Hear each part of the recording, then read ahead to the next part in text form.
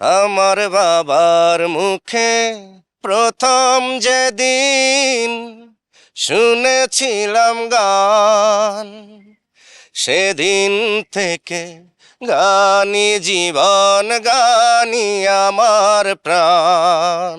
Playback সম্রাট Andrew কিশোর আমাদের মাঝে নেই বেশ কয়েক বছর হয়ে গেল, কিন্তু যে মানুষটি এখনো এন্ড্রু কিশোরের কণ্ঠ নিজের কণ্ঠে ধারণ করে চলেছেন তিনি আমাদের সঙ্গে রয়েছেন সালমান রাজ।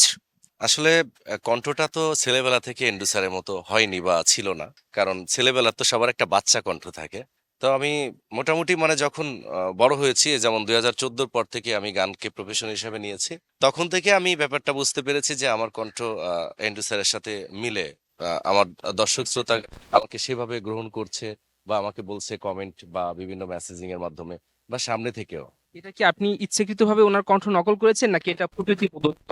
দেখেন, যদি ইচ্ছাকৃত কিছু করা যেত তাহলে আমার তো এখন অনেক কিছু হতে মন চায়। আমার অনেক বড় সুপারস্টার একটা পজিশনের একটা জায়গায় যেতে মন চাচ্ছে। তো আমি তো চাইলে ইচ্ছা করলে পারবো না।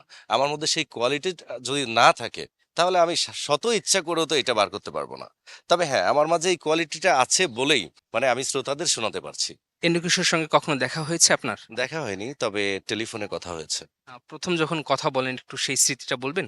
আমি কথা বলি ফার্স্ট ওরকমই 2014-15 দিকেই। তখন যখন আমার মানে ওনারই একজন শীর্ষ, আমার জন্মস্থান খুলনাতে। তো ওইখানে ওনার এটিএন বাংলার একটা প্রোগ্রামের পর থেকে আর কি ওনার সাথে যোগাযোগ। নামটা বলে। তো আমার সে একজন দাদা, আমার অনেক সম্মানের পার্সন, এসডি হৃদয় দাদা। ওনার মাধ্যমেই মানে এন্ড্রু স্যারের সাথে আমার ফার্স্ট কথা হয়। তো আমি তো কথা বলায় মানে কল্পনা করতে পারিনি যে সত্যি সরাসরি কথা বলছি। তো উনি আমাকে বলেছিল যে ফেস টু ফেস আমার সাথে দেখা হবে, কথা হবে গানের ব্যাপারে, এবং অনেক দোয়া আশীর্বাদ দিয়েছিল। তো তারপরে আর দেখা হয়নি। ওর পর উনি তো মানে অসুস্থ হয়ে যান।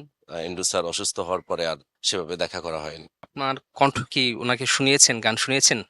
শুনিয়েছি বলতে মানে অল্প একটু শুধুমাত্র শুনিয়েছিলাম। গান শুনে কি বললো উনি? বলল যে প্র্যাকটিস করলে আরো ভালো থেকে ভালোটা সবাই পাবে, আমাদের বাংলার দর্শকরা বাংলা গান আরো ভালো ভালো গান পাবে, এরকম বলেছিল।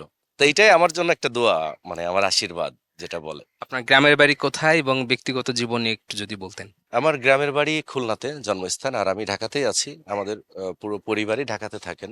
আর বেসিক্যালি আমার এই সঙ্গীতের জন্যই ঢাকাতে থাকা, কারণ গ্রামে আসলে সেইভাবে সঙ্গীতকে সবার মাঝে তুলে ধরার জায়গাটা থাকে না। আমি অনেক গুণী শিল্পীদের দেখেছি গ্রামে, তাদের নিজের ক্যারিয়ার সেভাবে গড়তে পারেনি, আমি নিজে চোখে দেখেছি। তো সেক্ষেত্রে সঙ্গীতের জন্য ঢাকাতে আসা, আর গানের সাথে আছি গানকে ভালোবেসে চলছে। তাহলে আমি ওই গানটা শোনাই যেটা আমি শ্রদ্ধেয় এন্ড্রু স্যারকে শুনিয়েছিলাম টেলিফোনে। আমার বাবার মুখে প্রথম যেদিন শুনেছিলাম গান, সেদিন থেকে গানি জীবন, গানি আমার প্রাণ। আমার মায়ের আদেশ বাবার মতো গাইতে হবে গান, সেদিন থেকে গানি জীবন, গানি আমার প্রাণ।